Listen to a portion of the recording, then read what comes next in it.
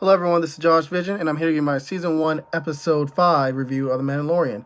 So, in this episode, we have The Mandalorian basically needing some repairs done to one of his engines for, his ship.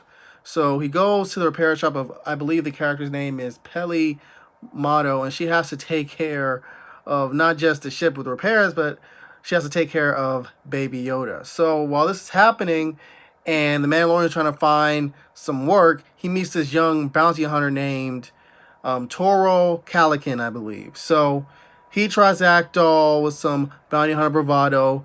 In a way, kind of try to act like Han Solo in a way, at least to me. But the Mandalorian, he wasn't really bothered with him. He was like, I'm about to be out of here. I don't have time to deal with your young, with your young self. But the kid basically says to him that he needs him to help him catch this assassin named Fanique Khan, I believe. And the Mandalorian says, "Yo, this is like one of the top, assassins in the galaxy. Like, she was one of the best hands the Empire had during its heyday. Like, if you go after her, dude, like, you won't even make it past sundown, And the kid's like, listen, that's why I need your help, man. I need you to help me get her so I can even get into the bounty hunter guild to begin with. So we have, the Mandalorian being sympathetic, and he's like, yo, meet me in about an hour or so, and don't be late with two speeders. So the kid meets him 2 hours later, and he meets Baby Yoda, which is going to play a very important role later in the episode. So while they're on the way to basically find Fanique Khan, they meet up with some Tusken Raiders. Now, while they're basically trying to find her, it's like a funny scene in which I believe the kid has his binoculars. He's like, oh my god, the Tusken Raiders. And he's kind of making fun of them, saying that if they ever try any moves on him and the Mandalorian, he would handle them, himself. And the Mandalorian's like, oh, all right, so you want to say that to their face? He's like, sure. So he turns around, they're right there. So you know how the Tusken Raiders are and how aggressive they can be. But the Mandalorian basically makes a deal with them. So he basically gave them, I believe, Toro's binoculars, and they let them go on their way without any trouble. So as they get further and further into the desert, they find out that they were kind of tricked. And what I mean by tricked is they see like this kind of rhinoceros-like animal and a human body kind of hung by its ankles while it's getting dragged. So they go over there to see what the freak the deal is, and it turns out it was a trap.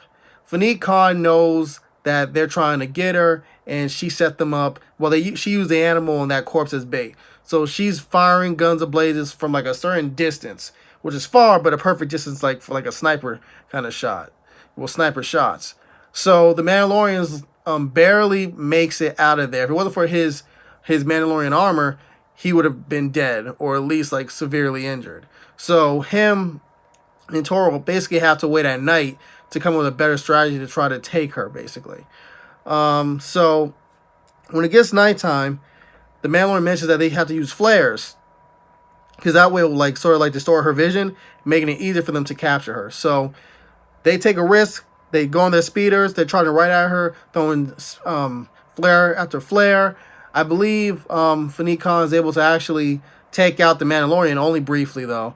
But it was a good shot, a really good shot. And she's having a one-on-one combat with young Toro Calican. And Toro puts up a fight. Not really. He kind of gets her with like one punch and kind of throws her, But she dominates. She's an experienced fighter and killer. This kid is like child's play in a sense. But before she could like really like get that armbar in, before she could really break it and probably finish him off, the Mandalorian stops it, and she lets go of the kid, and they wrap her up basically. So the Mandalorian has to go somewhere. I forgot where he went, but he promised to come back. And it's during this, break when they're separated, the Mandalorian and young Toro Calican, that Fanique Khan really starts to mess with them in the sense of where his loyalties really lie and what the Mandalorian represents. She said, listen, the Mandalorian's way more valuable than I am. Like, he's a bounty hunter who basically betrayed the guild, and he has something that they want. And kid, basically, the first thing you have to learn in this life, in this life of basically crime, essentially, is that all you have to do is really like care about yourself. You are the most important, bargaining piece, yourself, no one else.